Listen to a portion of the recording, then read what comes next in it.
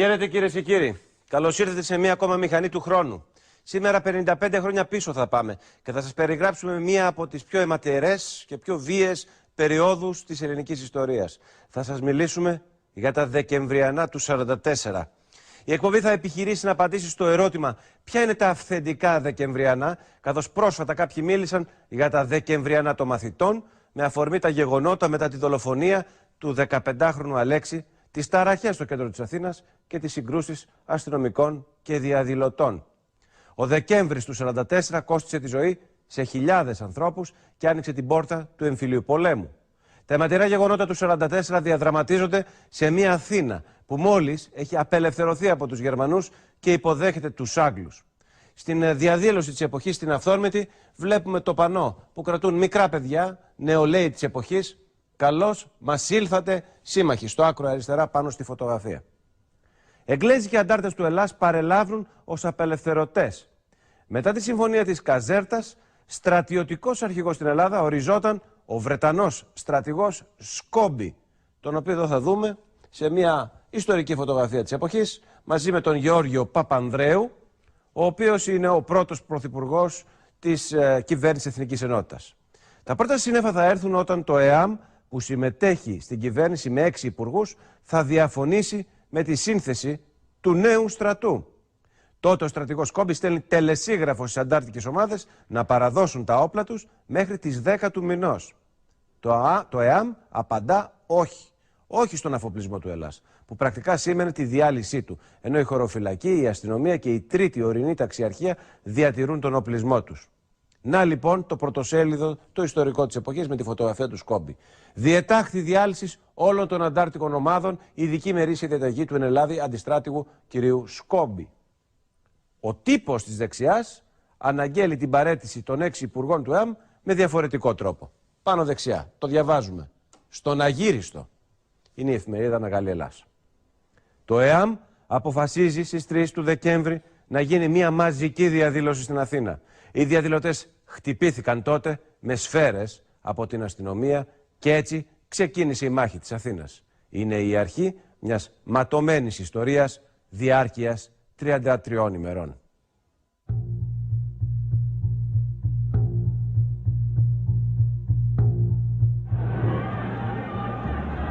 Στην πλατεία Συντάγματος σειραίουν χιλιάδες διαδηλωτές από όλη την Αττική. Είμαστε, ας πούμε, μια ατελείωτη φάλαγγα χιλιάδων ανθρώπων, οι οποίοι ανεβαίναμε για να πάρουμε μέρος στο άοπλο συλλαλητήριο. Άοπλοι είμαστε.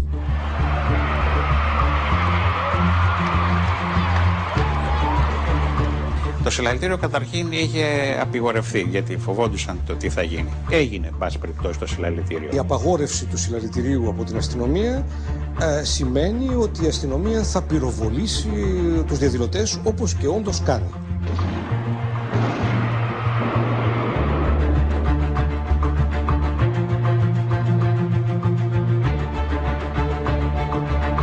Οι Άγγλοι και η κυβέρνηση Παπανδρέου πίστευαν ότι το τεράστιο συλλαλητήριο στόχο είχε την κατάληψη των κυβερνητικών κτηρίων. Δυστυχώς δεν έβλεπε το θέμα της εξουσίας του ΕΑΜ Ελλάς και αυτό είναι το λάθος. Αν ήθελε να κατράβει την εξουσία, μπορούσε θαυμάσια να την κατράβει. Αλλά τι ήθελε με ειρηνικό τρόπο και με δημοκρατικές διαδικασίες να κρυθεί το θέμα λοιπόν της εξουσίας. Μαζέψανε, εγώ θα έλεγα γιατί ήμουν παρόν και το είδα στα παλαιά ανάφτερα, 250.000 άνθρωποι.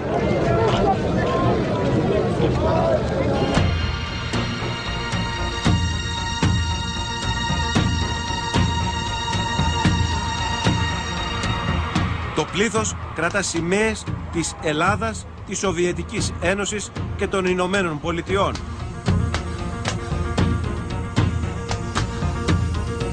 Πάντως, στις φωτογραφίες ντοκουμέντο του Κέσελ διακρίνονται χωροφύλακες με τα όπλα προτεταμένα γύρω από άοπλους διαδηλωτές που φορούν κοστούμια. Ο Νίκος Βαρμάκης ήταν τότε 15 ετών. Ήταν μέλος της αντικομμουνιστικής οργάνωσης Χ. Παρακολούθησε τη διαδήλωση από το σημερινό κτίριο της Βουλής. Όταν η πορεία έφτασε μπροστά στον άγνωστο στρατιώτη, είδε τον αρχηγό της αστυνομίας να δίνει το σήμα. Έβγαλε το μαντίλι ο Εύερτ από το μπαλκόνι της αστυνομικής διευθύνσεως, που είναι δεξιά από τα Παλαιά Ναύτα, απέναντι από τα Αυτοπολία, ας πούμε, και αυτοί άρχισαν να πυροβολούν. Η πρώτη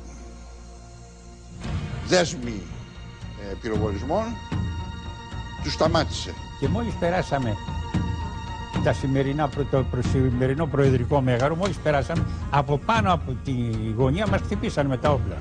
Είχαν πέσει μερικοί κάτω και μάλιστα είδα μια νεαρά κοπέλα με το περιβραχιόνιο ΕΑΜ, η οποία πήρε μια κόκκινη σημαία, έσκυψε σαν σφουγγάρια πάνω στο αίμα ενός που είχε πέσει και ύστερα τη σήκωσε ψηλά και αυτή η σημαία έδωσε μια τροχιά κόκκινη, ξέρετε.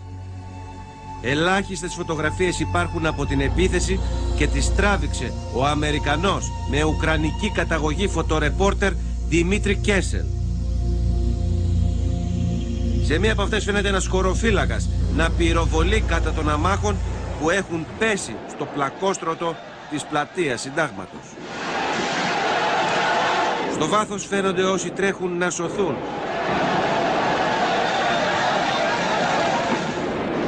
Στην επόμενη φωτογραφία που τραβήχτηκε από την ίδια γωνία βλέπουμε τον ίδιο αστυνομικό και μπροστά του μόνο πτώματα. Η συγγραφέας Αλκιζέη είναι ανάμεσα στο πλήθος που δέχεται τις σφαίρες. Δίπλα της ήταν η Διδό Σωτηρίου. Τραγουδούσαμε και ανεβαίναμε τα σκαλάκια του Συντάγματος και τότε άρχισαν από απέναντι να πολυβολούν και με τράβηξε η Διδό και πέσαμε μέσα στους θάμνους και είχα γεμίσει γρατζουνιές και δεν με ένοιαζε εμένα που ρίχνανε απέναντι σφαίρες και μπορούσαμε να φάμε, αλλά έλεγα τι θα πω στον πατέρα μου άμα γυρίσω σπίτι. Εμείς βέβαια οι πρώτοι, οι μπροστινοί διαλυθήκαμε, χτυπηθήκα γιατί μας έβαλα με τα όπλα πάνω, κατευθείαν στο ψαγνό. Σημειωτέων ότι από τον καιρό της κατοχής ήταν συνηθέστατη πρακτική να πυροβολούν με αληθινά πυρά τις διαδηλώσεις του ΕΑΜ η αστυνομία.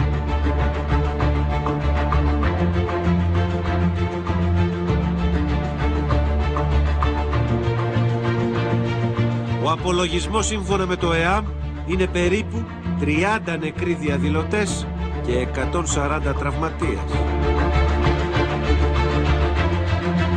Το σχέδιο της επίθεσης ήταν υπό την έγκριση του Τσόρτσιλ, αν και οι ΕΑΜίτες δέχθηκαν τους Άγγλους με φιλιά, όπως φαίνεται στο στιγμιότυπο που απαθανάτησε ο φακός.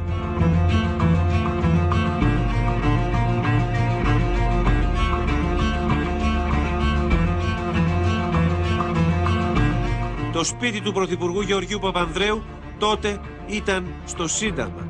Μαζί του βρίσκονταν κορυφαία πολιτικά στελέχη.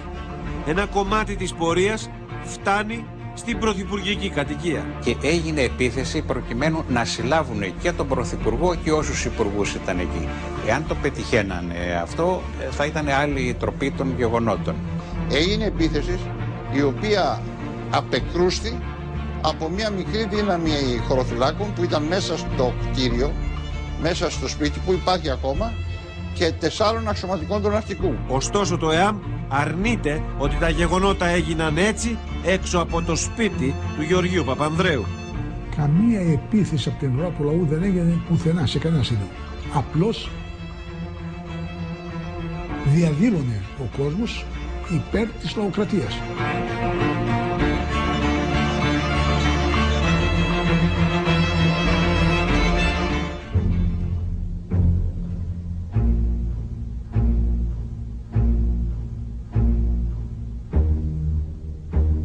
Την επόμενη ημέρα κυδεύονται οι νεκροί. Οι αντίπαλοι της αριστεράς θεωρούν ότι ακόμα και οι κηδείες είναι μέρος μιας στημένης προπαγάνδας.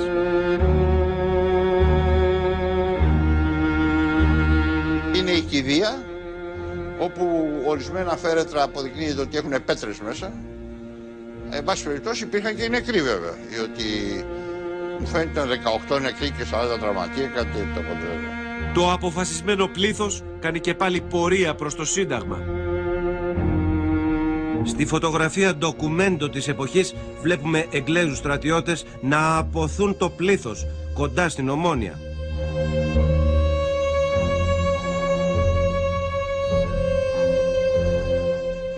που ξεμπουκάρουμε εμείς από το σταδίο στην πλατεία του Συντάγματος, βλέπουμε αυτή την εικόνα. Ήτανε δε τότε, ας πούμε, γονατισμένοι χιλιάδες, ας πούμε, εμείς οι γυναίκες μπροστά, ας πούμε, οι σημαίες έχουν βαφτεί με το αίμα των παιδιών αυτών που σκοτωθήκαν και έχουν σηκωθεί πατοβαμμένες σημαίες, και εκεί ορκίζονται εκεί στον όρκο που λέει όταν ο λαός βρίσκεται μπροστά στον κίνδυνο της τυραννίας, διαλέγει ή τη σκλαβιά ή τα όπλα. Τα ξενοδοχεία της περιοχής κατακλείζονται από πρώην ταγματασφαλίτες. Από ένα παράθυρο κάποιος ανοίγει πυρ στο πλήθος. Τέτοιο μακελιό γινότανε. Αδιακρίτως πυροβολούσαν τον κόσμο. Και από εκεί και μετά άρχισε η Επανάσταση του 1944. Και ακολούθησαν τα Δεκεμβριανά. Η ρήξη πλέον είναι οριστική.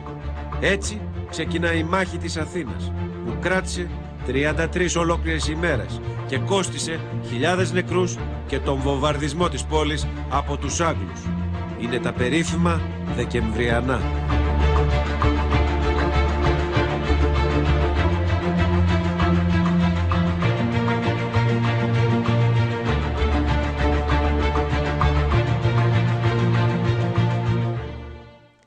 Μετά την αιματηρή καταστολή του συλλαλητηρίου στο Σύνταγμα, ο Γιώργος Παπανδρέου ετοιμάζεται να παραιτηθεί. Ο Τσόρτσιλ τηλεγραφεί στον πρεσβευτή του στην Αθήνα και του γράφει: «Εάν παραιτηθεί ο Παπανδρέου, φυλακίστε τον». Οι Βρετανοί δεν πίστευαν στο συμβιβασμό, αλλά στην επικράτησή τους με κάθε τρόπο. Στη συνέχεια, κυρίες και κύριοι, τα αιματηρά γεγονότα. Η μηχανή του χρόνου ταξιδεύει στις ταραγμένες μέρες του Δεκέμβρη του 1944 και φωτίζει το παρασκήνιο των γεγονότων που οδήγησαν στον ελληνικό εμφύλιο και το διχασμό του λαού.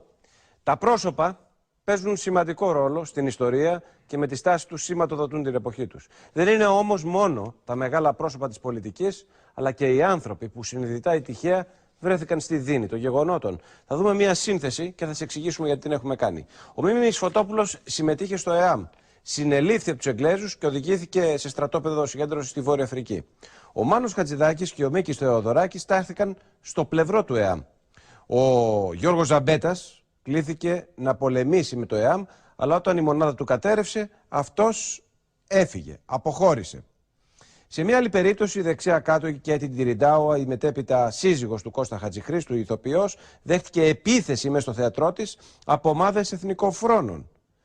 Ακριβώς από πάνω είναι η άλλη συναδελφός της, η Ελένη Παπαδάκη, που βρήκε φρικτό τέλος όταν εκτελέστηκε από την όπλα, την άτυπη αστυνομία του ΚΚΕ.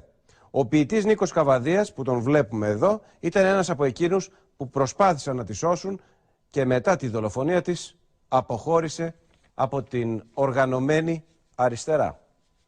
Αυτοί είναι μερικοί μόνο από τους επώνυμους πρωταγωνιστές εκείνων των ημερών. Κάποιους άλλους θα τους δούμε στη συνέχεια. Αλλά ας επιστρέψουμε στα πολιτικά γεγονότα. Ο Ουίνστον Τσόρτσιλ παίζει το τελευταίο του χαρτί και έρχεται στη φλεγόμενη Αθήνα ανήμερα των Χριστουγέννων του 1944. Σε μια ευνηδιαστική κίνηση διορίζει τον Αρχιεπίσκοπο Δαμασκηνό αντιβασιλέα και χωρίς να το γνωρίζει θα αποτρέψει την ανατείναξη του ξενοδοχείου Μεγάλη Βρετάνια, όπου ήταν το στρατηγείο των κυβερνητικών δυνάμεων.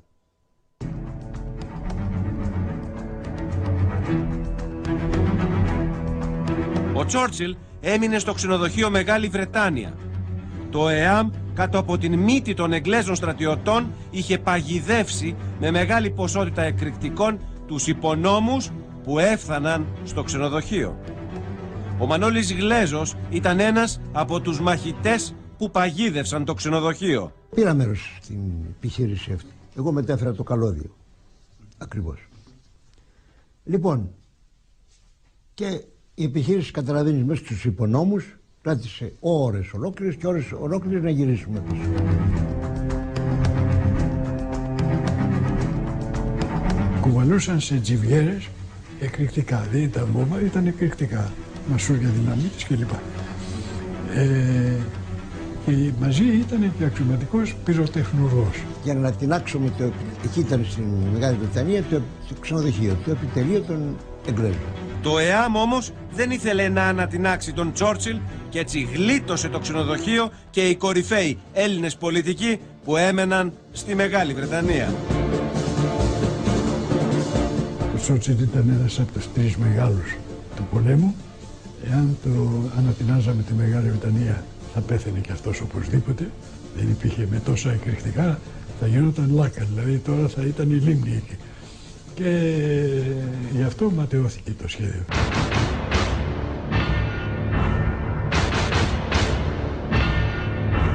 Ο Μανώλης Γλέζος υπερασπίστηκε την περιοχή του Ψηρή. Εγώ θα αναφέρω μονάχα τη μάχη στη συνοικία του Μοναστηράκι Ψηρή, όπου ολόκληρες μέρες καμιά 40 αρματεμάχης Εγγλέζικα προσπαθούσαν να μας νικήσουν και δεν το καταφέραν. Τα βρετανικά τάγκς εισέβαλαν ακόμα και στα στενά δρομάκια της Πλάκας. Από εκεί και πέρα και ο Ελλάς ο ίδιος, ο μόνος τρόπος να αντιμετωπίσει τα βαριά άρματα μάχης των 30 και των 40 τόνων, δεν υπήρχε άλλος τρόπος εκτός να τους ρίξει μια πολυκατοικία στο κεφάλι, αν τα πετύχαινε. Λοιπόν, υπήρξαν και ανατινάξεις σπιτιών με σκοπό να φτιαχτούν οδοφράγματα ή να σταματήσουν τα άρματα μάχης.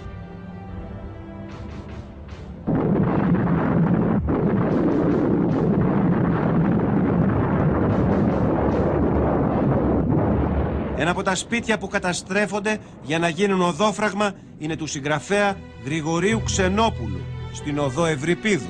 Υπάρχει και σκηνή όπου έχουν τάξει στον αέρα το σπίτι του Ξενόπουλου, τα υπάρχοντά του τα βιβλία του είναι σκορπισμένα κάτω και κάποιος πολιτοφύλακας το σταματάει και του λέει: δώσ' μου την ταυτότητά σου. Και παίρνει ο Ξενόπουλος ένα βιβλίο του από χάμω και λέει: αυτός είμαι. Δεν είναι ότι κατέστρεφαν σπίτια δεξιών. Κατέστρεφαν σπίτια που τους βόλευε για να τα κάνουν οδοφράγματα.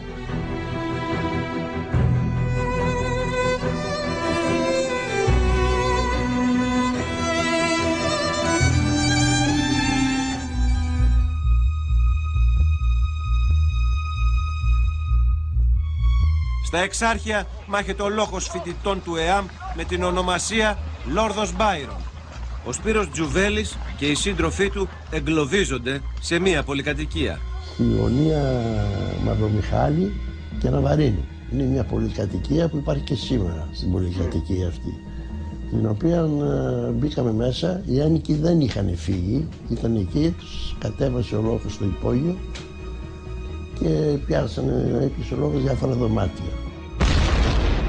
Η βολή ενός τάγκ τρυπά τους τοίχους της πολυκατοικίας. Εκεί βρίσκεται ο μετέπειτα διάσημος συνθέτης και μαθηματικός Ιάννης Ξενάκης. Ο Ξενάκης τον βρήκε ένα θράψμα της οβίδας στο ζυγωματικό εδώ στουπ και του πέταξε λομπάτι όξου. Μπαίνοντας μέσα στο δωμάτιο τον είδα καθισμένο με την πλάτη στον τοίχο και μπομπούσε. Ο Ξενάκης ήταν ο μεγάλος έρωτας της Ροζίτας Σόκου που έσπευσε κοντά του στο νοσοκομείο. Εμένα μου τηλεφώνησε ο πατέρας του και πήγα και τον είδα πληγωμένο, τραυματισμένο στον Ευαγγελισμό. Και αν δεν μου τον δείχνανε δεν θα τον αναγνώριζα. Γιατί του είχαν ξηρίσει κεφάλι όλα αυτά και είχε τέτοιους μόλοπες στο πρόσωπο που όλο το τοπίο του προσώπου του είχε αλλάξει. Ήταν σπασμένος ο ουρανίσκος, ήταν καταστραμμένο το ένα μέρος και την άλλη μέρα του βγάλαν το μάτι για να σώσουν το άλλο, όπως και το έσωσαν.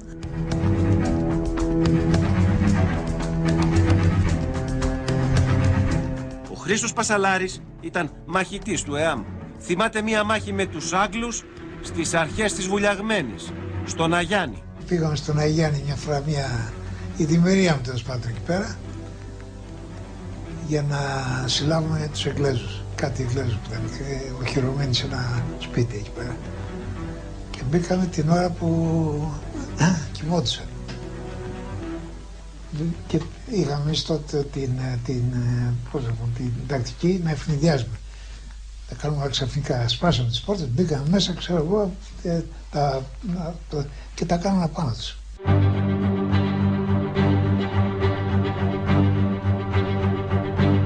Ο λόφος της Ακρόπολης ήταν σε πλεονεκτική θέση λόγω του ύψους του. Τον κατήχαν οι Ελασσίτες, αλλά άφησαν τον έλεγχο στους Άγγλους. Πήγανε με βαμπισιά και λέγοντας ότι θέλουν να διαφυλάξουν τα αρχαία και ανέβηκαν στην Ακρόπολη. Στην Ακρόπολη επάνω εγκατέστησαν κανόνια. Αυτοί ανεβάσανε πονηβόλα πράγματα και μας αλλάξανε τα φώτια. Οι Άγγλοι θέριζαν τους Ελασσίτες από τον Ιερό Λόφο. υπήρξε η εντολή της ανατείναξης Ακροπόλεως, που ευτυχώς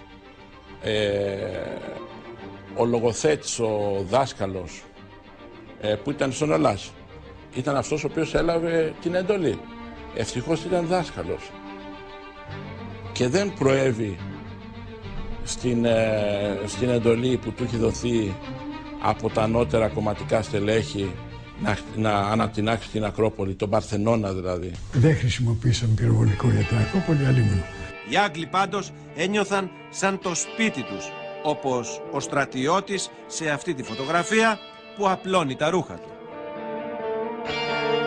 Άλλοι δεν παρέλειψαν να φωτογραφηθούν πλάι στα εκθέματα του μουσείου.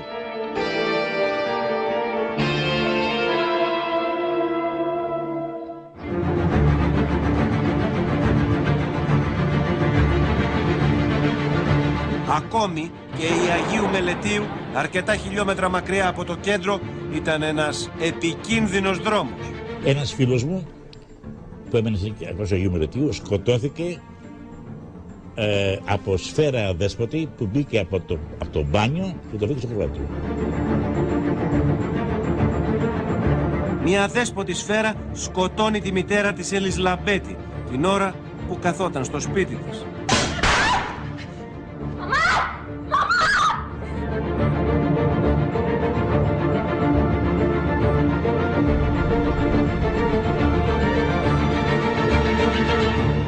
Οι Βρετανοί ελέγχουν μία μικρή περιοχή από το Σύνταγμα μέχρι την Ομόνια. Εκεί βρίσκονται και τα σειρματοπλέγματα που φαίνονται στη φωτογραφία. Για τους αντικομμουνιστές είναι τα σύνορα της λεγόμενης ελεύθερης Αθήνας. Δηλαδή αν πέναγες από το ένα πεζόγνο στο άλλο, κινδύνευε στη μέση να φάσει 5 σφαίρες. Έτσι και έφυγα. Και έμενα σε ένα γραφείο του πατέρα μου που ήταν ακριβώς στην νεκρή ζώνη, αντί και στο Ρέξ, το σινεμά, πανεπιστήμιο. Μια Αθήνα έρημη, καταστραμμένη, να μην έχει ούτε φως, ούτε νερό, ούτε ψωμί. Ελάχιστοι μαυρογορείτες βγαίνανε τις ώρες που υπήρχε κυκλοφορία και έβλεπες ένα κονερμπίφ, γιατί πουλάγανε οι Εγγλέζοι τα κονερμπίφ, ένα κονερμπίφ, 1 λίρα χρυσή. Η έδρα της κυβέρνησης ήταν το μετέπειτα αριστοκρατικό Κολονάκι. Ο λαός τότε την έλεγε Σκομπία. Σκομπία, δηλαδή το βασίλειο του Σκόμπι.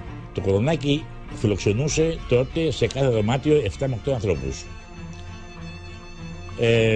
Εκεί είχα ζήσει και πολλούς γνωστούς, έχω την Πιέτη την Μερκούρη, να την Καλουτά και άλλους πολλούς. Στη φωτογραφία βλέπουμε την περισυλλογή των πτωμάτων από τη Βρετανική περίπολη.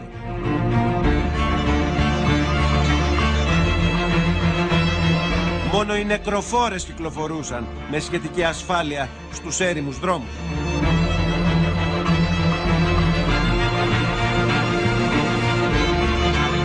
Το ΕΑΜ στην πραγματικότητα ελέγχει όλο το λεκανοπέδιο, αλλά κάθε ημέρα οι Άγγλοι κερδίζουν έδαφος. Σημαδεύανε. Δεν υπήρχε περίπτωση να σοχίσουν. Εμείς σημαδεύαμε στο γάμο του Καραγκιόζη, γιατί ήμασταν αγύμναστοι. Εδώ είναι μεγάλο το λάθος. Η διαφορά στον εξοπλισμό ήταν τεράστια. Οι μαχητές του Ελλάς με πολιτικά φορούν ακόμα και γερμανικά κράνη. Προφανώς λάφυρα από την κατοχή.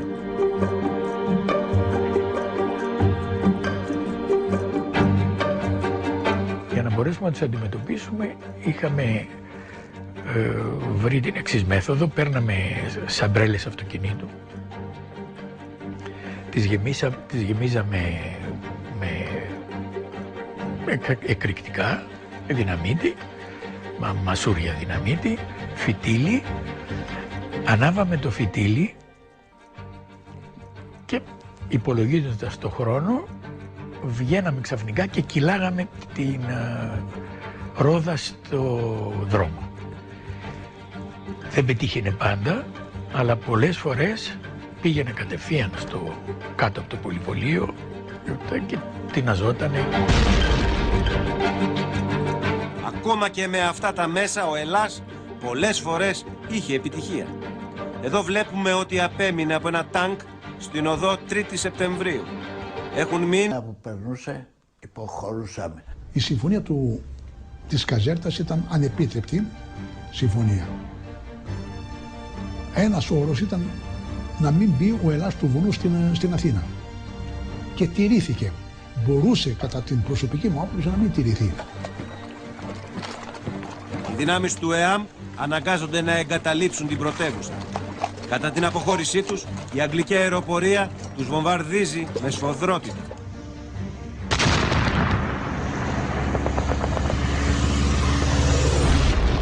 Αρνήθηκαν οι αεροπόροι, οι Έλληνες, να πετάξουν πάνω από Αθήνα και Πειραιά και να χτυπήσουν τις συνοικίες κάτω. Διότι τους λέει εκεί μέσα είναι οι συγγενείς μας, είναι τα παιδιά μας, είναι οι μανάδες μας. Με βάση αυτό δεν πετάξανε τα ελληνικά αεροπλάνα.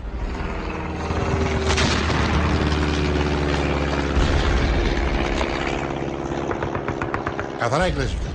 Καθαρά εγγλέζικα αεροπλάνα πετούσαν από πάνω και μας βομβαρδίζανε. Είχα την Ελένη Ναρβαλέρ, η οποία ήταν στην ομάδα μου. Και μας εργάζονταν τα αεροπλάνα από πάνω και την ενάρπαξε μια στιγμή να πέσουμε σε μια χαράδρα εκεί πέρα. Την πλάκωσα που πάνω με το σώμα μου εκεί και οι ρηπές ερχόντουσαν εκεί. 4 Ιανουαρίου, ο ριζοσπάστης γράφει: ο Σκόμπι εξοντώνει συστηματικά τον άμαχο πληθυσμό.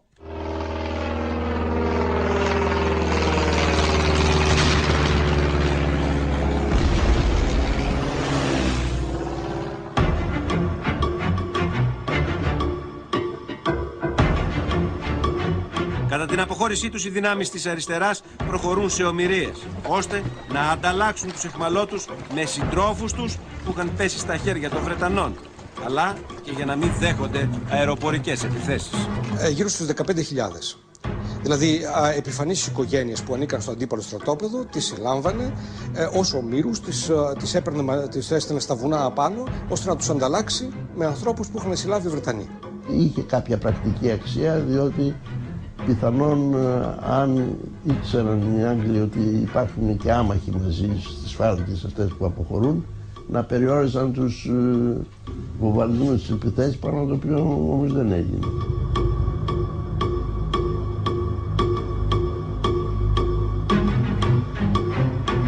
Ο πατέρας μου το έσκασε νύχτα με την αδερφή μου και περπατήσανε ως την Αθήνα όλη τη νύχτα γιατί μάθανε.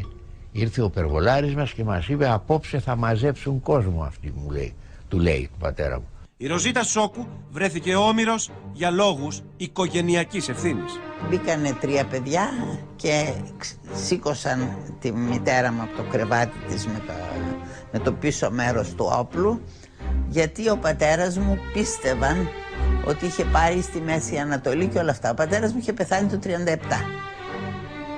Ήταν αξιωματικός. Και μας πάνε σε ένα τμήμα στην οδόνα Χαρνών, όπου καθόταν όλος ο κόσμος κάτω και κάποιος μου μίλησε για τον πατέρα μου καθισμένος κάτω. Λέει, χρωστάω, ζει, λέει ο πατέρας σας? Λέω, όχι. Μου λέει, χρωστάω πολλά σε αυτόν. Και πλησιάζει ο ανακριτής και λέει στη μαμά μου, πού είναι ο Γιώργος? Και λέει, μάνα μου, ο άντρας μου πέθανε. Λέει, τουλάχιστον έσωσα τη γυναίκα του και το παιδί του. Ήτανε θέατρο η ανάκριση, ας το πούμε, που μου είχε κάνει για να κάνει φιγούρα στους άλλους ότι είναι αυστηρός, δεν ξέρω τι ήτανε. Πάντως σε αυτόν χρωστάμε ότι μας έδωσε στείλε με τους ομήρους, ενώ κανονικά θα πηγαίναμε προς τη Θήβα που γίνανε όλα που γίνανε. Άκουσα ότι πήραν ομήρους για να εξασφαλίσουν την υποχώρηση. Και άκουσα ότι εκτελέσανε ομήρους. Αλλά πρέπει να σας πω ότι και από την άλλη μεριά είχαν κάνει πολλές εκτελέσεις. Δηλαδή, εγώ πιστεύω ότι γίνανε και από τις δύο μεριές γίνανε. Ταυτόχρονα οι εθνικιστές συλλάμβαναν κομμουνιστές. Όταν ξαναγυρίσαμε στο Θησίο, μου έδωσαν καμιά 30 να τους πάω στα Ανάκτορα να τους στείλουν στην Ελντάμπα, Μέση Ανατολή. Το αποτέλεσμα ήταν ότι Σχεδόν τους μισούς τους έδιωξα, κύριε. Ακούτε. Γιατί ήξερε, ήταν αριστερός, αλλά δεν έκανε τίποτα. Πιάνει ο Ελλάς μεταξύ των άλλων χωροφυλάκων έναν Σοεγάλη στο Περιστέρι, χωροφύλακα. Και είναι για εκτές. Ρε παιδιά, δεν είμαι προδότης, δεν είμαι και μπράβο. Άμα θέλετε πηγαίνετε στην Κοκκινιά, στο τάδε μέρος, στο τάδε και ρωτήστε ποιος είμαι. Και το κάνει αυτό ο Ελλάς και η πολιτοφυλακή. Και παίρνει είδηση από εμάς. Και ξεσηκώνεται όλη η γειτονιά και όλο το άσυλο. Τον Σοκράτη, ο οποίος ήταν κουρέας και από τους καλούς κούρες. Κάτω εκεί ήταν, πήγε στη χωροφυλακή ο άνθρωπος. Πολλοί όμηροι, αριστεροί και δεξιοί, έχασαν τη ζωή τους στον εμφύλιο της Αθήνας που στιγμάτισε και τις δύο πλευρές.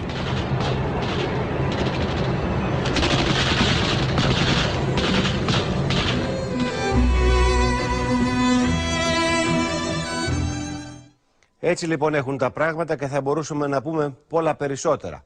Ο στρατιώτης που βλέπετε στη φωτογραφία ήταν μέλος της οργάνωσης και είναι ο Παναγιώτης Μεγαλοοικονόμου. Ήταν αυτός που σε μια περιπολία του ως εθνοφύλακας βρήκε τα εκρηκτικά που είχε βάλει το ΕΑΜ στον υπόνομο της Μεγάλης Βρετάνης, του ξενοδοχείου. Μια έκρηξη που αν είχε γίνει θα άλλαζε ενδεχομένως την εξέλιξη της ιστορίας. Στη συνέχεια, το μοίρασμα του κόσμου από τις μεγάλες δυνάμεις και οι μάχες κάτω από την Ακρόπολη. Η μηχανή του χρόνου ταξιδεύει σε μια ταραγμένη ιστορική περίοδο για την Ελλάδα, 65 χρόνια πίσω στις γειτονιές της Αθήνας που είχαν μετατραπεί σε πεδία μαχών. Τα Δεκεμβριανά είχαν χρώμα εμφυλίου και ενεργό ανάμειξη των Βρετανών. Καθ' όλη τη διάρκεια των μαχών η ηγεσία της αριστεράς ήλπιζε στη σοβιετική βοήθεια, αλλά ο Στάλιν είχε παραχωρήσει την Ελλάδα στην επιρροή της Μεγάλης Βρετανίας και κράτησε τα υπόλοιπα Βαλκάνια.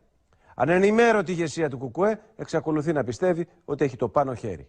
Επόμενος στόχος, ο αφοπλισμός των σωμάτων ασφαλείας. Η πολύ νεκρή μάχη του Μακρυγιάννη, όπου έδρευε η εθνικιστική οργάνωση και να το κτίριο διάτριτο από σφαίρες, είναι φωτογραφία της εποχής, θα κρατήσει πολλές ημέρες. Η συγκεκριμένη υπηρεσία ήταν κόκκινο πανί για τους αριστερούς επειδή θεωρούσαν ότι είχε συνεργαστεί με τον κατακριτή.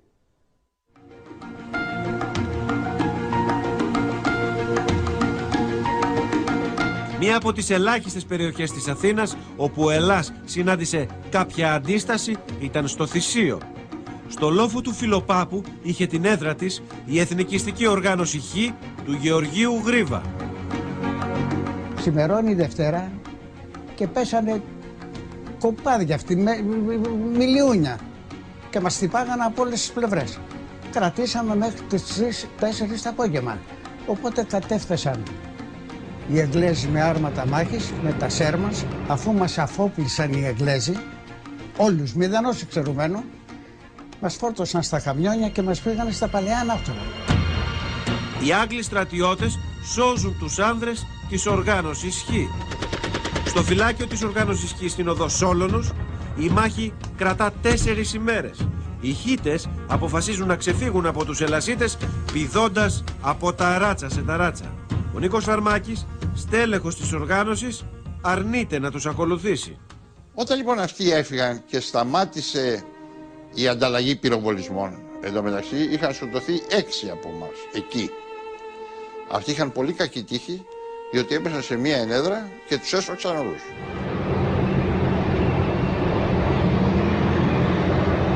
Οι φοιτητές που ήταν οργανωμένοι στην ΕΠΟΝ κατέλαβαν το Πολυτεχνείο στην οδό Πατησίων.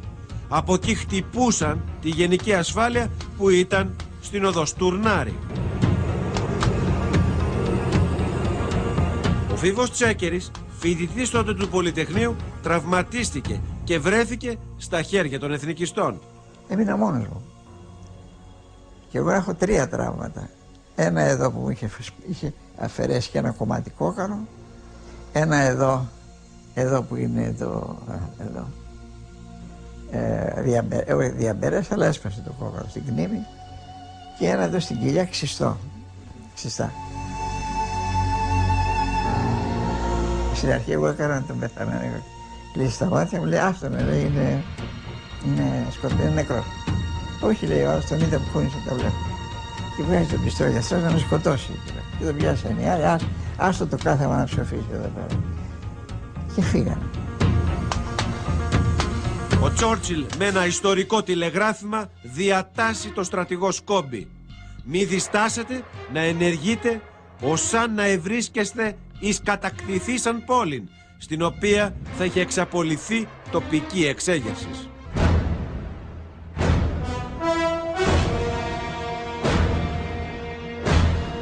Από την περίοδο της κατοχής, το σώμα της χωροφυλακής και οι δυνάμεις του Ελλάς ήταν θανάσιμοι αντίπαλοι. Για μας η χωροφυλακή ήταν ακριβώς όπως ήταν τα τάγματα ασφαλείας. Το Σύνταγμα Χωροφυλακής στου Μακρυγιάννη είχε μετατραπεί σε καταφύγιο των χωροφυλάκων από όλη τη χώρα. Η μάχη ξεκίνησε από τα στενά. Είχαμε κάνει καλή ιστορία. Οι χωροφυλακίες παραδίδονταν σωριδών. Εκτός από τους μαχητές, το ΕΑΜ χρησιμοποίησε και μέλη από μη ένοπλες οργανώσεις. Έλεγαν οι προδότες να πιαστούν στο Χαϊδάρι να κλειστούν. Οι κομμουνιστές κάνουν αλλεπάλληλες επιθέσεις. Πέφτουν δεκάδες νεκροί, κυρίως από τη μεριά της χωροφυλακής. Πολλοί αριστεροί μαχητές χρησιμοποιούν τις βρετανικές κονσέρβες. Τις γεμίζουν με δυναμίτη, τις μετατρέπουν έτσι σε αποτελεσματικές χειροβομβίδες. Ειρωνικά τις ονομάζουν βόμβες Σκόμπι. Η παρέμβαση των Άγγλων όμως κρίνει την αναμέτρηση του Μακρυγιάννη. Θα ήταν δε και το τελικό χτύπημα. Εκείνη τη στιγμή κάτω εμφανίστηκε ένα άρμα αγγλικών, το οποίο έβαλε και βοήθησε από απ' έξω ώστε να αποκλειστεί η επίθεση αυτή. Τους Άγγλους είχε φωνάξει ο χωροφύλακας Γιώργος Βασιλόπουλος. Στην μητράλια ο Άγγλος του στηρίζει και από εδώ θα και από εκεί.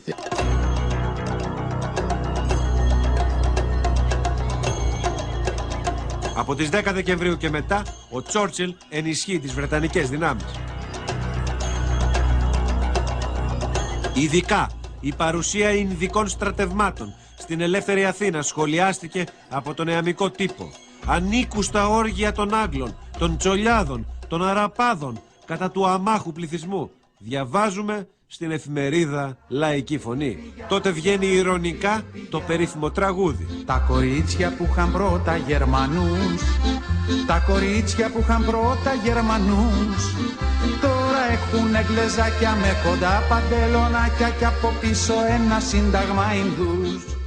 Ο Ζάχος Χατζηφωτίου είναι αξιωματικός της 3ης Ορεινής Ταξιαρχίας της Ελληνικής Συμμαχικής Δύναμης που πολέμησε στη Μέση Ανατολή και την Ιταλία. Αποβιβάστηκε στον Πειραιά μέσα Δεκεμβρίου. Τώρα εμείς είμαστε και πολύ εμπειρό πόλεμο. Ο καθένας από εμάς ήταν σαν ένα ολόκληρο τάξη. Χειροβομβίδες κρεμασμένες. Πολυβόλο δεν είχαμε εμείς αυτά τα.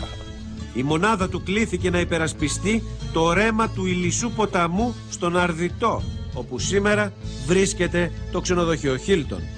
Και έτσι λοιπόν αποφασίσαν στις 29 Δεκεμβρίου να καθαρίσουν αυτό το θύλακα τον οποίο τον είχαν απομονώσει, που ήμασταν εμείς, και κάνανε την επίδειξη στις 29 Δεκεμβρίου. Λέω κάντε επίδειξη πυρός πάση δυνάμει. Και ξυπνήσαμε από τον Οριμαγδό. Έληξαν 6 Ιανουαρίου με νίκη των Άγγλων. Ένα μήνα αργότερα, οι αντιμαχόμενες πλευρές υπέγραψαν τη Συμφωνία της Βάρκιζας που προέβλεπε τον οριστικό αφοπλισμό του Ελλάς και μέτρα ειρήνευσης. Η συνέχεια απέδειξε ότι εκείνη η συμφωνία έμεινε στα χαρτιά και η Ελλάδα μπήκε στον εφιάλτη του εμφυλίου.